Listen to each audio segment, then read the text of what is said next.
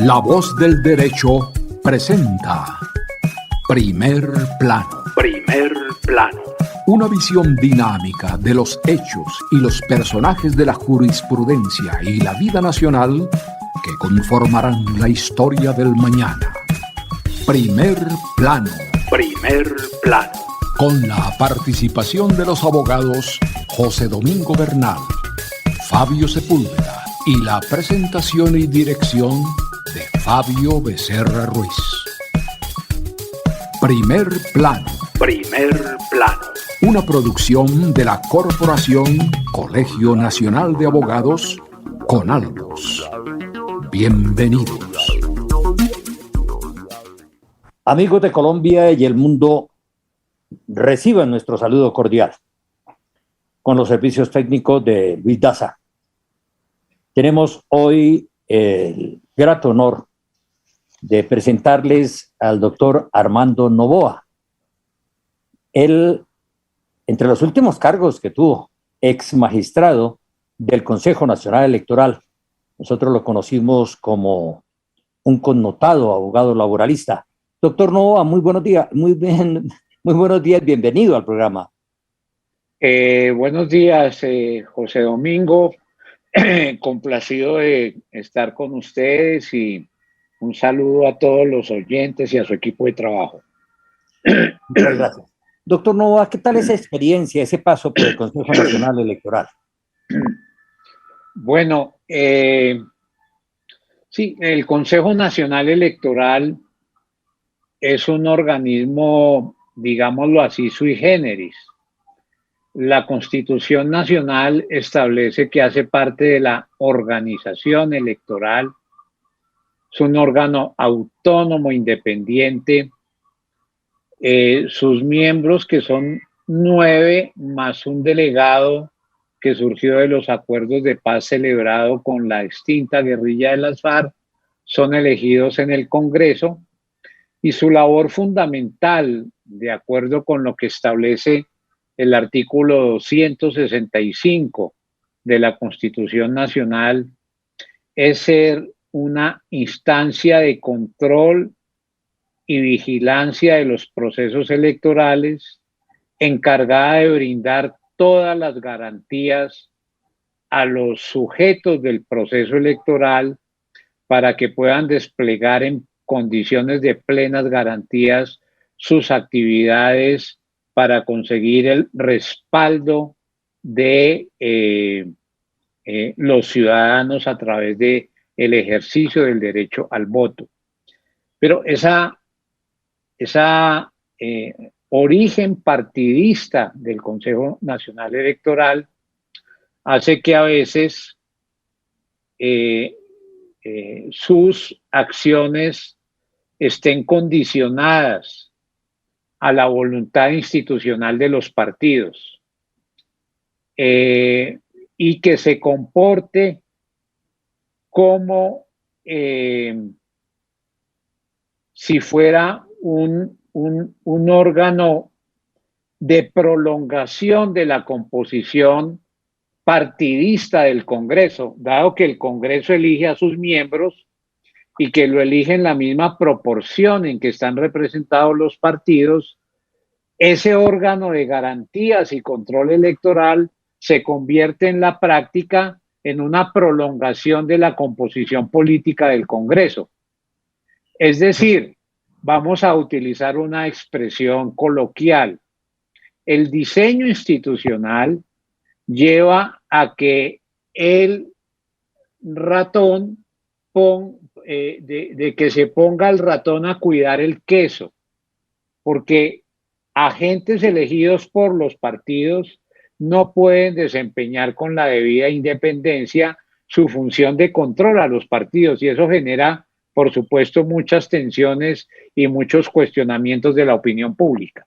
Doctor Noboa, ¿lo interpreto bien si digo que esa función natural que debe tener el Consejo no cumple entonces por ese origen a cabal forma su labor de control y vigilancia? Sí, yo creo que sí. Digamos, si se hace una evaluación de conjunto, No quiero descalificar a ningún consejero en particular, no se trata de opiniones en favor o en contra de alguien en especial, pero desde el punto de vista de los equilibrios institucionales, el Consejo Nacional Electoral, más que un órgano de proteger a los ciudadanos y de garantizarle el ejercicio del derecho al voto, precisamente por ese origen partidista, se convierte en un instrumento de protección a los partidos cuando cometen infracciones a la ley electoral. Doctor Entonces, Nova, esa situación de equilibrio claro, lleva a una lógica del hagámonos pasito. Yo que soy consejero elegido por un partido, no investigo a tu partido, el cual te eligió, y en sentido contrario, tú no me investigas a mi partido porque yo tengo también la posibilidad de devolverte atenciones.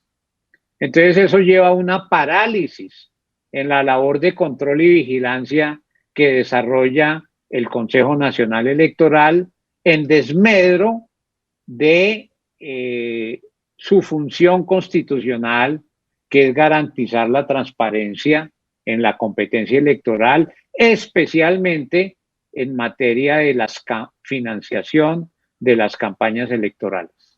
y ahí llegamos al punto clave, doctor Nova, porque entonces por ese camino Colombia está a años luz de poder erradicar los vicios y la corrupción electoral.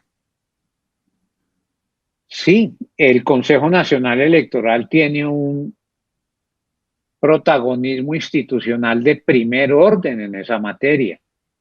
El Consejo Electoral puede, José Domingo, sancionar a los partidos, los puede multar, los puede sancionar hasta con la suspensión o la pérdida de su personería jurídica. Pero en la mayoría de los casos, no significa que en todos los casos, el Consejo Electoral es condescendiente con los partidos. No es sino mirar atrás. ¿Qué pasó con la investigación de la ñeñe política y la responsabilidad institucional del Partido Centro Democrático? ¿O qué pasó con la investigación por la financiación ilegal derivada de la multinacional Odebrecht? No ha pasado nada. ¿Qué ha pasado con los partidos que le dieron el aval a doña Aida Merlano? No ha pasado nada. ¿Qué ha pasado con medidas siquiera cautelares o de apertura de una investigación por estos episodios de escándalo en que se ha estado envuelto el señor Char, que era hasta hace no mucho tiempo miembro activo del partido Cambio Radical? No ha pasado nada.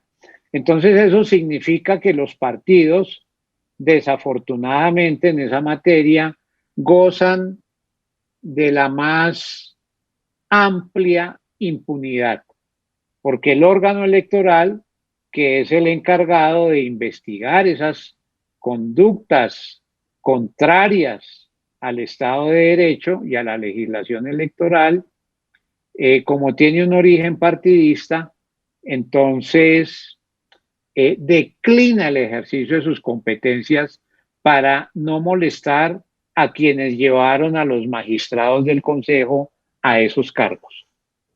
Lo interpreto bien, doctor, si digo que el comienzo de combatir la corrupción electoral, de la que tirios y troyanos se quejan, ¿sería una reforma estructural al Consejo Nacional Electoral? Por supuesto. Sin una reforma estructural al Consejo Electoral, que pasa por dos cosas, las menciono rápidamente. Primero, suprimir su origen partidista. Y segundo, brindarle mayores capacidades institucionales de acción y de investigación. Sin esas dos cosas no pasa nada. Incluso si se le da mayores poderes, manteniéndole su origen partidista, pues eso se haría un flaco favor a la democracia porque es darle mayor capacidad para proteger la impunidad. Se le dan más recursos, pero se le mantiene su origen partidista. Pues no hacemos nada. Lo que se hace es generar incentivos para la corrupción en la organización electoral. Eso es lo que hace referencia a la vigilancia de los procesos electorales.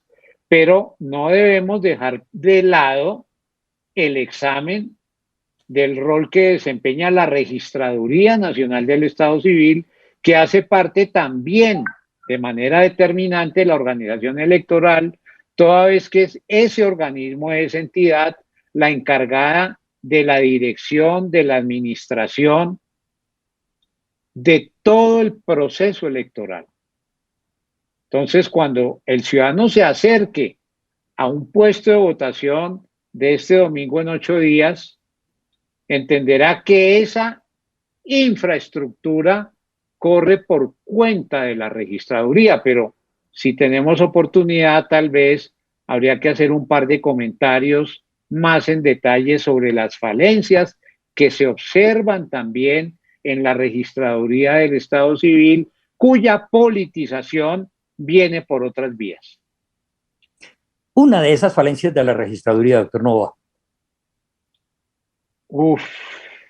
Pues, muchas. Bueno, yo he escrito este año un par de artículos detallados, pero la registraduría en la práctica, José Domingo, a pesar de que es el órgano del Estado encargado de organizar las elecciones, en realidad subcontrata todo el proceso electoral, que por la vía de contratistas entrega unos recursos muy significativos del Estado para que sean los contratistas los que organicen el proceso electoral. Por ejemplo, para estas elecciones de Congreso y Presidencia, la registraduría suscribió un solo contrato con una unión temporal por el valor de 1.3 billones de pesos. No 1.3 millones, sino 1.3 billones de pesos, es decir, 1.300.000 millones para que sean los particulares los que organizan el proceso electoral. Entonces, cuando ustedes se acercan al puesto de votación, las mesas, el puesto de votación, las tarjetas, la identificación biométrica, el sorteo de los jurados de votación, la inscripción de los ciudadanos antes de las elecciones, el proceso de transmisión de datos y de lo que se llama el preconteo, que es la fase que se inicia inmediatamente, se cierra la votación. Todo eso lo manejan los particulares, no lo maneja la registraduría. Y entonces la registraduría lo que hace es los términos para la contratación del proceso electoral, pero no el proceso electoral mismo. Y como ha llamado la atención en distintas ocasiones organismos de observación internacional, eso hace que el Estado no pueda tener una memoria institucional adecuada de cómo se organizan las elecciones, porque esa memoria está en manos de los privados y de los particulares, a quienes nunca se les llama a rendir cuentas. Grave situación. El padre que entrega a sus hijos, a otra persona, la educación de sus hijos, la formación de sus hijos, y nadie llama a ese extraño a decirle, oiga, ¿cómo ha formado usted estos muchachos? Así es. Tenga en cuenta usted, José Domingo, que la Constitución y la ley, creo que es la ley 489 de 1998, establece que hay las funciones misionales de las entidades del Estado son indelegables. ¿Qué hace la registraduría? La registraduría hace dos cosas: la identificación civil de las personas, la expedición de las cédulas y de las tarjetas de identidad y llevar el registro de eso, y la organización de los procesos electorales. No significa que no se puedan contratar aspectos complementarios a la columna vertebral de la organización del proceso electoral, pero esa columna, esos elementos matrices del proceso electoral son indelegables. Por ejemplo, el software de escrutinios. Por ejemplo, los aplicativos tecnológicos para la consolidación del censo electoral, que es el dato determinante de todo el proceso electoral, dado que allí está la base de datos de quiénes, de qué ciudadanos están habilitados para ejercer su derecho al voto. Todo eso lo organizan particulares, no lo organiza la Registraduría Nacional del Estado Civil. Entonces, aquí hay que decir otras cosas. A veces las deficiencias de los procesos electorales en sus aspectos de control y vigilancia se le enrostran al Consejo Electoral, pero no se llama a cuentas a la Registraduría Nacional del Estado Civil, que es la que tiene finalmente el poder de contratación, el poder administrativo, el poder de nominación, el nombramiento de más de 1.000 o 2.000 supernumerarios que se nombran para atender los procesos electorales. Doctor Novoa, si se hiciera una reforma estructural al Consejo Nacional Electoral, podríamos llegar al momento en que cuando se descubra una acción fraudulenta en el proceso electoral, haya la sanción inmediata, haya el castigo inmediato, no dentro de 10 o 15 años, cuando ya para qué. Claro, una sanción ejemplarizante, sea esta de carácter administrativo, disciplinario, judicial o fiscal, tiene que ser oportuna para que tenga un efecto real y sea una medida disuasiva para quienes participan en los procesos electorales. Por supuesto, esas sanciones tienen que observar el debido proceso, el derecho de defensa, todas las ritualidades propias de una acción sancionatoria que activa el Estado cuando se incumplen las reglas que regulan determinada actividad. Pero esas garantías procesales que están contempladas en la Constitución no pueden llevarse al punto a que, por ejemplo, la capacidad sancionatoria disciplinaria del Consejo Electoral caduque por negligencia o por dilación de quienes están involucrados en la investigación. Por ejemplo, la investigación contra Oscar Iván Zuluaga en el año 2018 estuvo muy cerca de su caducidad y no caducó porque quienes lo investigaron, yo estaba en ese Consejo Electoral, consideraron que para la carrera política de él era mejor absolverlo y no declarar la caducidad. Fíjese bien lo que estoy diciendo. Entonces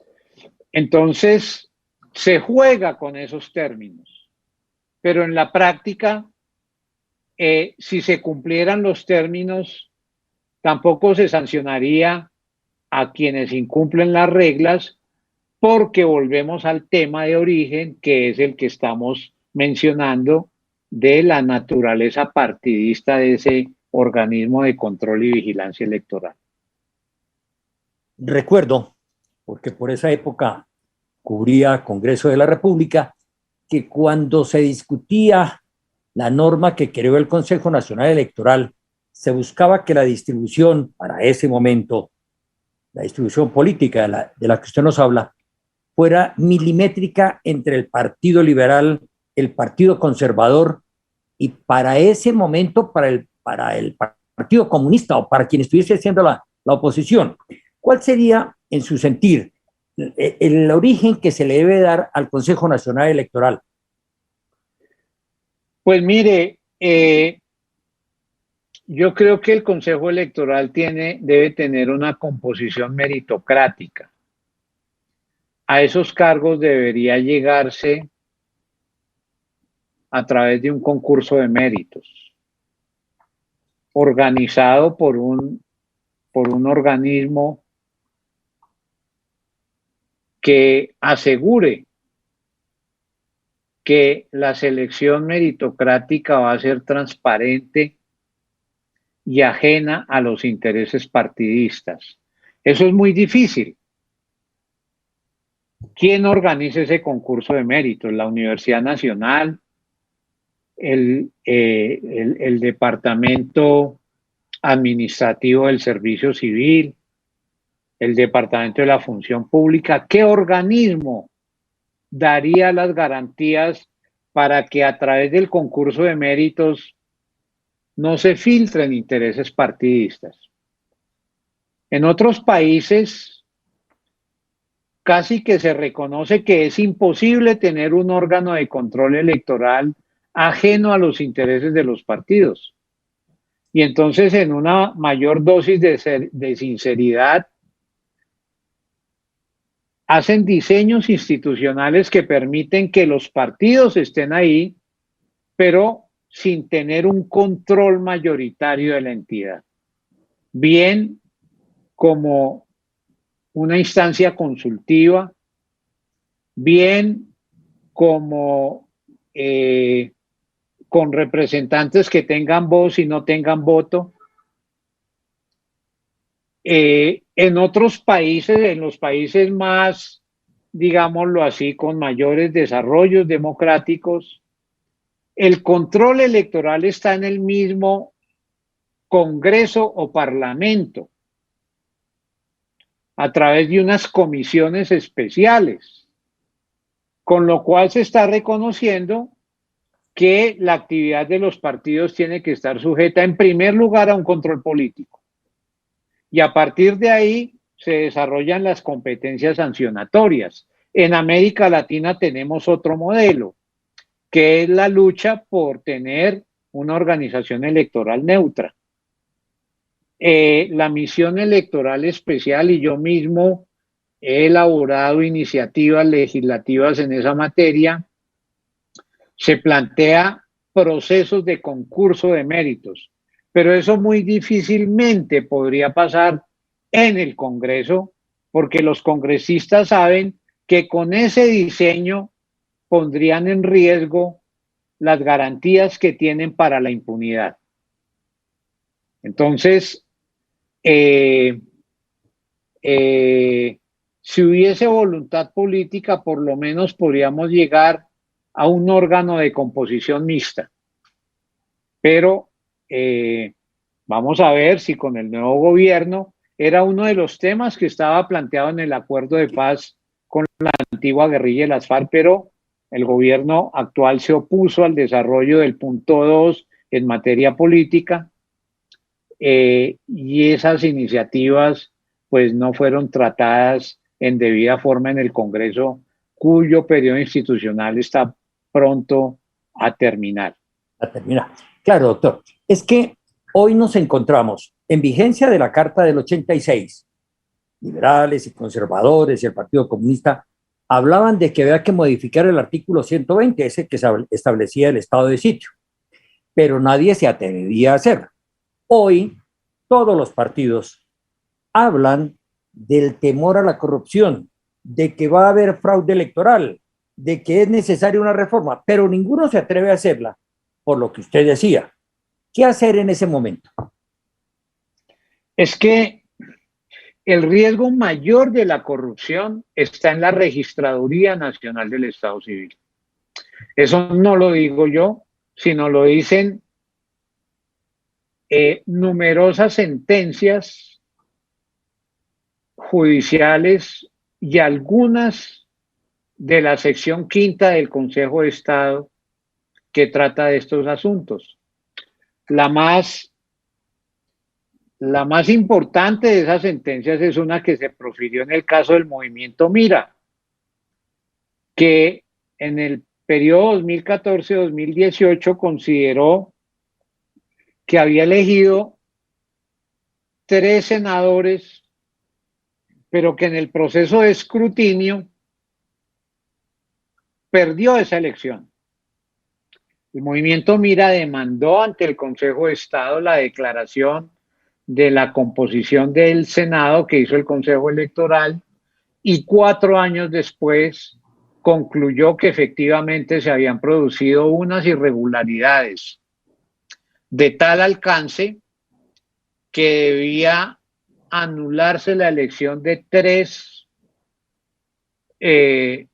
miembros elegidos del Senado, uno del Partido Liberal, otro del Movimiento Opción Ciudadana, otro creo que fue de Cambio Radical, y que esos 3 curules se le debían asignar al movimiento Mira, como efectivamente ocurrió. En esa sentencia el Consejo de Estado dijo la corrupción electoral, la penetración fraudulenta a los sistemas de conteo de votos se produjo a través de la manipulación del software de escrutinios. ¿Quién tiene acceso a eso? Pues la Registraduría Nacional del Estado Civil, no cualquier ciudadano. ¿A qué hora lo hicieron? Penetraron ese software a altas horas de la noche y cambiaron los resultados. Le quitaron votos a unos y se los pusieron a otros. Eso fue posible, ¿por qué? Por falta de controles en la Registraduría Nacional del Estado Civil. Entonces, si no hay una depuración en la registraduría que asegure una carrera administrativa sólida, tal como lo advirtió en una sentencia el Consejo de Estado en el 2008, podemos tener las mejores herramientas tecnológicas que no se va a lograr contrarrestar esa corrupción electoral que usted menciona. Doctor Armando Novoa, infortunadamente el tiempo, ya veo ahí a Lucho Arza haciéndonos señas que el tiempo nos acosa, nos ha apremiado. Le quedamos altamente agradecidos por sus luces, por haber venido a participar con nosotros, pero son muchas las dudas que nos deja, le cuento. Muchas gracias. A usted, José Domingo, muchísimas gracias a La Voz del Derecho y seguimos en sintonía.